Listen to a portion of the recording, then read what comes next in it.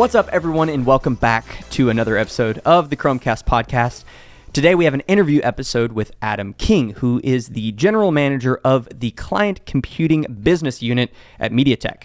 In our chat, we cover the latest HP Chromebook 13B announcement that includes the Kompanio 1200 processor, trends in the Chromebook space, detachable Chromebooks, and the roadmap for the Kompanio series in Chromebooks moving forward. And as part of this episode, we've partnered with MediaTek to give away one of those HP Chromebook 13Bs with the Kompanio 1200 processor that I mentioned. And all you have to do is go click the link in the show notes to get entered to win. Okay, so without any further ado, here is my conversation with Adam King from MediaTek. Alrighty, Adam, thanks so much for taking some time to join us on another episode of the Chromecast podcast. Thanks for taking some time to chat. Hey, my pleasure to be here, Joe. Yeah, we truth be told, we had a little technical difficulty trying to get this set up. I don't know what was happening. Technology is great when it works. We use an app called Riverside, and for some reason, Adam's audio was just not playing along nicely. So we're set up, we're rocking and rolling.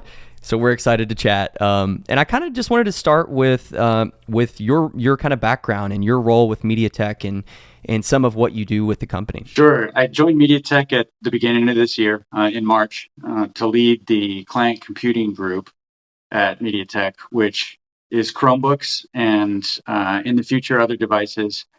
And in addition to that, I also lead the smart display business unit, which does scalers and timing controllers for PC displays. So it's an exciting time to be at MediaTek because MediaTek is, in general, investing more into the computing markets and into the PC market.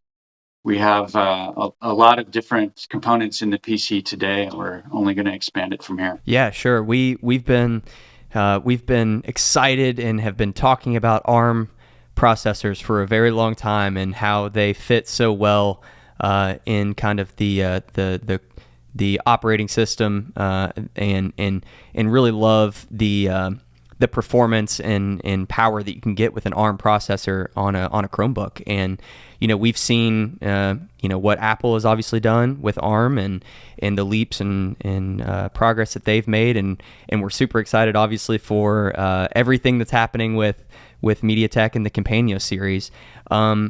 The most recent device that was announced that we were excited about and to see this chip in a Chromebook was the Kompanio 1200 in the HP 13B. So tell us a little bit about that device and about that chip and where it kind of slots itself in the lineup. Sure. So Joe, you've been talking to us for a while, so I know you know. But for your listeners who haven't, MediaTek is building an entire roadmap for the Chromebook. Our history is we've been involved in Chromebook for several years now. We started out at the entry space, which makes a lot of sense since a lot of Chromebooks, or even the majority of Chromebooks, are used for $300 and below education devices, and we had a very good power efficient solution for that entry level. But we've been kind of following along Google's journey as they've taken Chromebooks up market. We've also taken our processors up market. And so we now have a full, good, better, best of processor brands that bring different capabilities and performance levels. The K12 or the Kompanio 1200 that you just mentioned is our latest premium processor. The internal product name is 8195, but we really think of it as the 1200. And then there's a special version of that called the 1380, which we're also coming out with soon.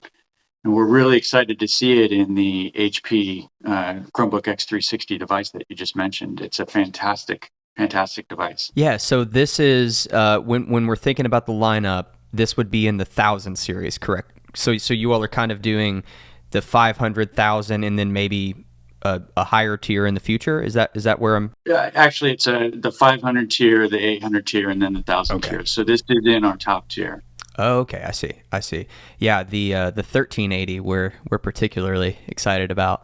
But this 1200 though, as far as performance goes, if somebody's looking at maybe getting this 13B, this X360, or other future devices that have this 1200, is it obviously it's the step below the 1380, but what sort of performance increases are you getting compared to the 800 series, which we've seen a lot of devices that have those chips in them? Yeah, I think you can think of it as roughly the 1000 series was roughly twice the performance of the entry 500 series. And another way to think about it is the 1000 series performs on the same level as a Core i3, but at half the power. And the efficiency is I remember last year at the executive summit, seeing some of the slides and talking about performance and power and this kind of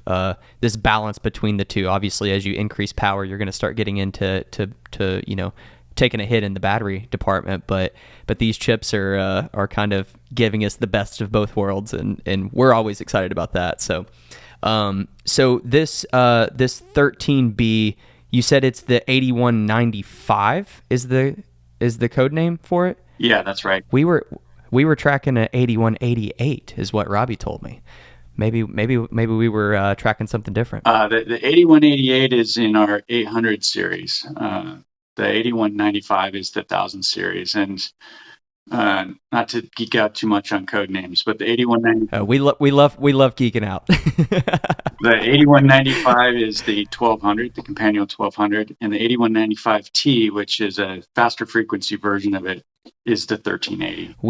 We've been trying to use all of the Kompanio branding because we dig around the repositories and find these code names for these chips, and that's how we back when we were tracking stuff with the original Duet and the 8183 and calling it that all the time on the podcast, and once the Kompanio stuff rolled out, we've really tried to stick to that because we do like that naming structure, and we think it is, like you said, that kind of like good, better, and best type structure for the Kompanio series, which is cool. So let's talk a little bit about like where do you all see the Chromebook space going? Obviously you all are trying to develop chips now for future devices that are coming. So you're kind of on, the cutting edge of what's coming. We're really excited about detachables and all of these different form factors that Chrome OS can support. What does that look like for MediaTek? Yeah, I think detachables and MediaTek processors really fit well together because in a detachable, you have all the electronics behind the glass. And so your constraints are even tighter in terms of needing to hit, a very thin device with long battery life with a very small battery. You can take advantage of the small but very powerful cameras that you use in a detachable. And so the ARM architecture and our processors specifically are really ideal for detachables, where you can get still a very thin and light device with a small battery, but still have great battery life, have great imaging quality, have great media and display quality. So we're very excited about detachables in the Chromebook space. And there's a number of great ones on the market already. A relatively small portion of the market today, but we and I know Google are very optimistic that it will grow over time. Yeah, it was we always talk about how Google kind of creates these lighthouse devices and kind of let the market go from there. And although the slate was kind of a bust, it at least got other folks working on detachables and tablets, and we've obviously seen the original Duet that just sold left and right, and yeah, we're definitely excited for more MediaTek chips in detachables. We would love to see one of those higher end chips in a detachable. I would love to see that down the road. So we've got these, like the original Duet having kind of the lower end processor, the more budget friendly processor. We want to see a kind of flagship tablet with a nice beefy processor in it. So maybe one day down the road. Yeah, stay tuned, Joe. We're working on it.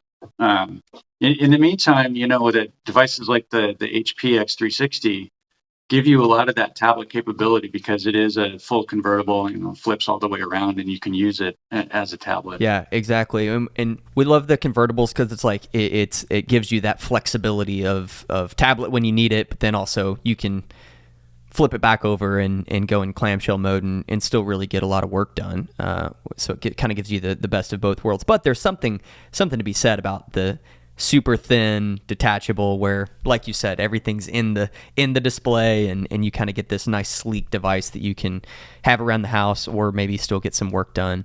And it's interesting, obviously ARM architecture coming from kind of the smartphone space and I think lending itself well to tablets. It obviously has done quite well in regular clamshell devices too, but the tablet market is something that I think is a great fit for ARM, and yeah, we're excited. I can't wait to see the whatever you're working on there. Get that next version of a tablet with a nice beefy MediaTek processor in it. So let's kind of switch gears a little bit here and just kind of talk about the kind of big picture. Like obviously you all have these these great processors that are out now, and what does the future look like for that 500 series and then on the upper end, that 1000 series? We saw a lot of the you kind of alluded to a little bit ago, like we saw a lot of the more budget friendly devices with those lower end chips. Got a lot of the processors out in the wild, which is great, and we like to see the diversity, obviously, but obviously there's still a lot of those entry level devices that are out there. So kind of what's the roadmap for MediaTek and where's this Kompanio series going? Yeah, Joe, I think you'll continue to see us investing in maintaining these different segments of processors for different devices and usages. We are about to launch the successor to the 8183 in the 500 series space. So we're going to have a fantastic new entry processor that I'll tell you about a little later. And that's literally going to be launched in the next month. And then in the high end, in the 1000 series, the 8195 is our new product, and we're working on the next one, which will be out in probably a couple of years. Okay.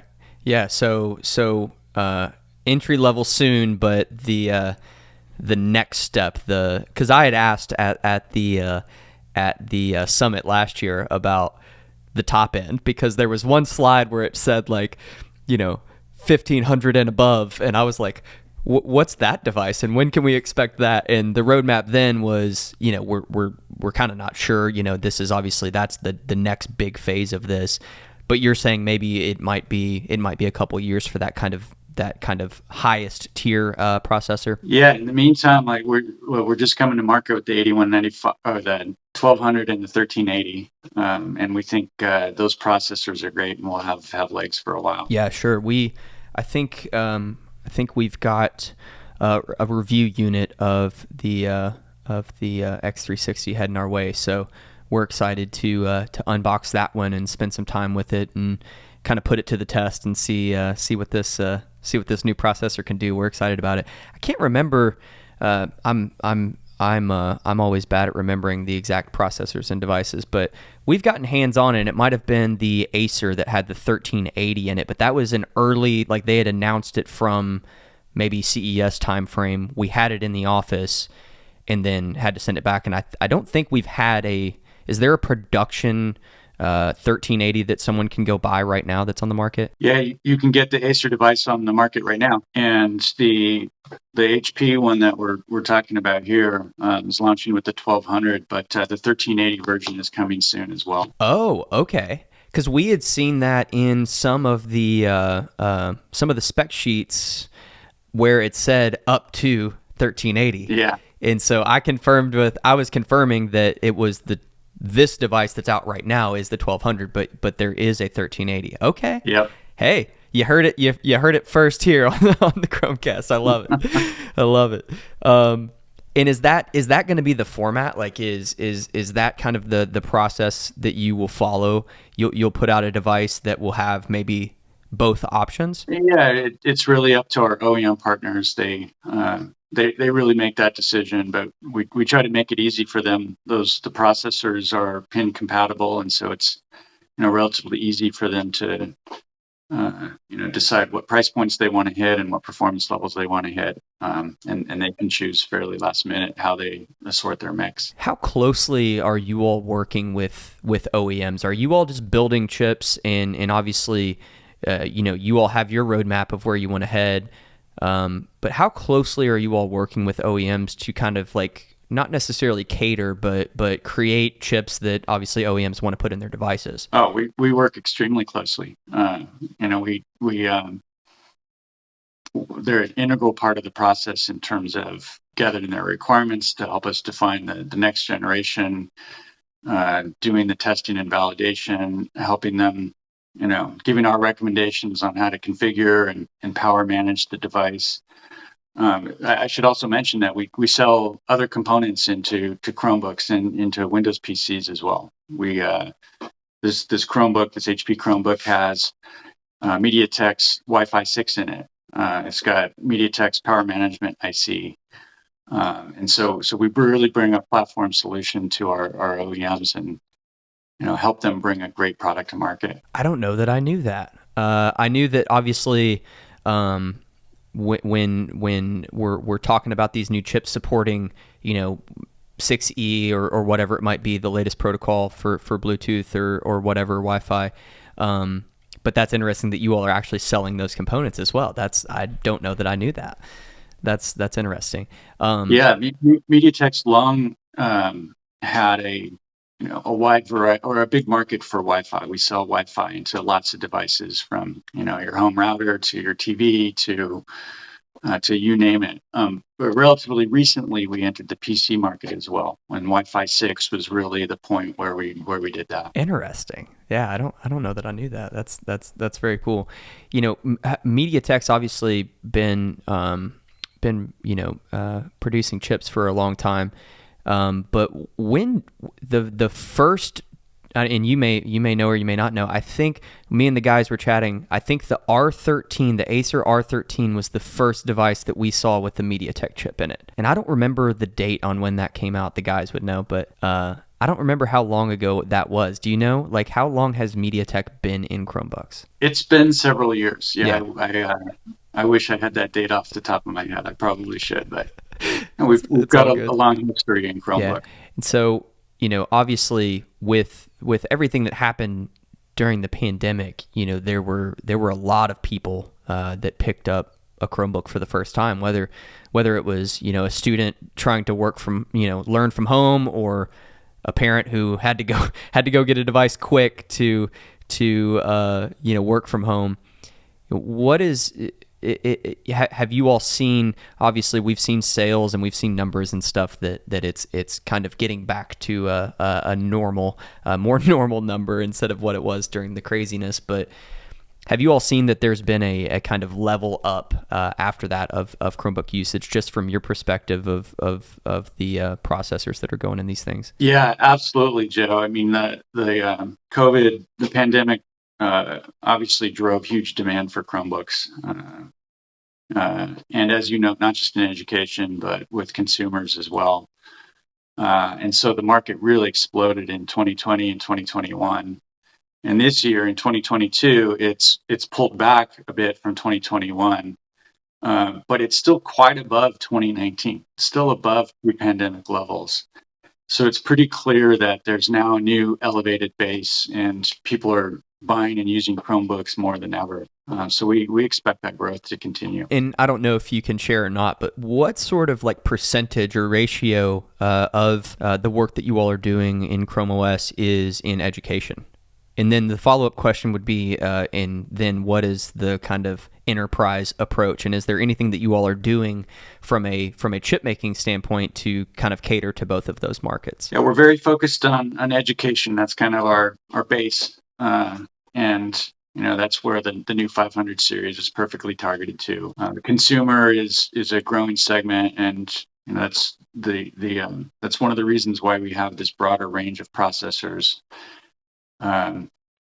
not just for consumers, by the way, but for teachers who need to, manage more screens and have more performance for being effective in the classroom. So we're really focused on education and consumer. The enterprise is still kind of a new and growing space, not just for us, but for Chromebook overall. And enterprise means a lot of different things, right? It's everything from knowledge workers that are using their PCs for work to more targeted verticals like, kiosk and healthcare and signage and things like that.